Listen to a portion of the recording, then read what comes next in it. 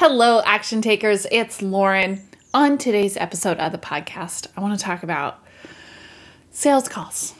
Have you ever been in that situation where you're so nervous for your next sales call because you just had to close this sale? Like it was like something that you had to do just to know that your business was going in the right direction, or that you had to do it just to know if this was going to work at all, or because you just needed some money to be able to pay the rent or put food on your table for your kids.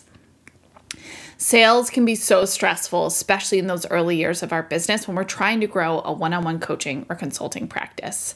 And my goal is always for my clients that never has to be something that you're desperate for, and that you have creative ways of building that revenue as you're building out your practice, because building a practice doesn't happen overnight.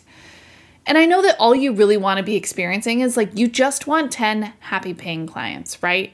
Like you probably did the math of what your revenue goals were, how much you'd pay or charge per client. And then you're like, oh, my number is 10 or 15 or 20. And here's how I serve them. And that's not a lot of people.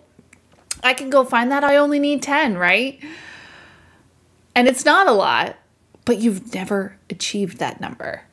Or maybe you've gotten really darn close or hit it just for a few months and then it disappears again.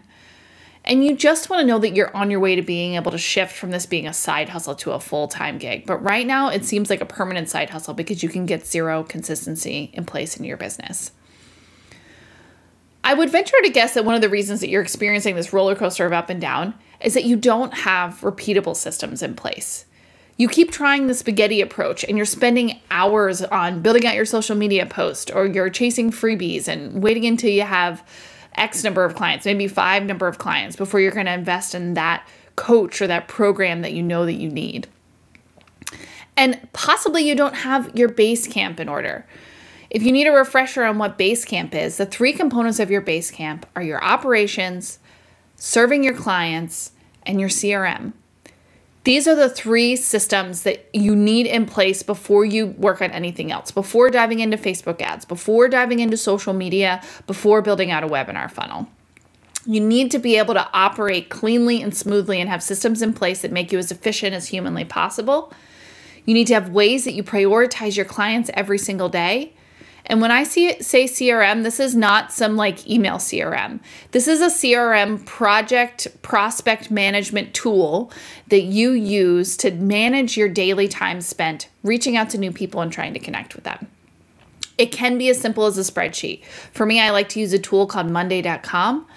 And using Monday is my system for constantly staying connected with new people and trying to find new people that might be good fits for my work. And it's not about being icky. It's not about like, I hear that word icky all the time. I'm kind of not really enjoying that phrase anymore to describe sales, but it just, it doesn't sit well, right? Like there's this disturbance in your core when you're sitting down to do things that like don't feel natural and are not aligned and congruent with who you are. And I'd like to share a couple of examples with you. One of my clients, she's a coach that is striving so hard to build out her one-on-one life coaching practice. And it's been a real challenge to figure out with her, how do we do that so that she can stay focused, so that she can stay aligned with just that one thing? And most times that we meet, sometimes it's like, oh, Lauren, I'm going to try this webinar, or I'm going to do these ads, or I'm going to build out this new lead magnet. And we keep coming back to the Basecamp. Every time we strive or she like reaches out and tries something new, it almost always is a retreat back to Basecamp. She's a woman of free will, right? And as a coach, it's my job to continue to guide, to ask questions, but not to dictate. But it's that coming back to those operations. It's coming back to serving those clients. And we're really getting back into our CRM again. Every time she ventures out and tries something new, it always comes back to those Basecamp operations. Today I had a coaching session with a client who is, she does have her ideal number of clients in place, but she still is working on her Basecamp. Question today was hiring out a new resource. Am I ready to bring on board someone to do my community management?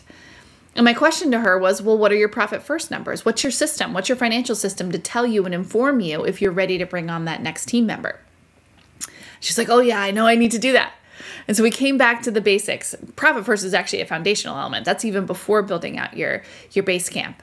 And so these systems that we build in the action taker method of building out your base camp, building out your profit first, building out your financial systems, those are the systems that we come back to time and time again and inform whether we're ready to go to that next step.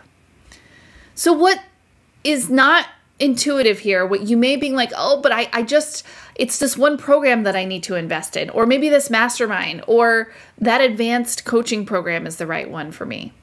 Or maybe I just need to try this new idea. Entrepreneurs are really good at sitting at our desks, like dreaming up new ideas, and we're constantly ping-ponging all over the place. Well, let me try this and let me try that. I know I've been down that path many, many times.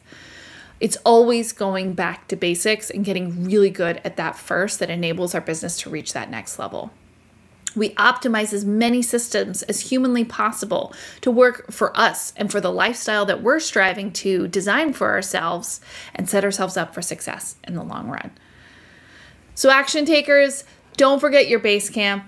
Don't forget your foundations. I know they can seem super simple and you think that you may always have them, but I'm constantly coming back them into my business. My clients are constantly coming back to them in their businesses. So make sure that you have built your foundations in your base camp, that you're like, oh, they become those triggers for you. And you're like, oh, I know this is what I have to do. You can start to coach yourself when you get into this state. And when you start to be able to coach yourself, you start to find consistency. And when you start to find consistency, you start to gain confidence. And when you start to gain confidence, you start to feel your practice.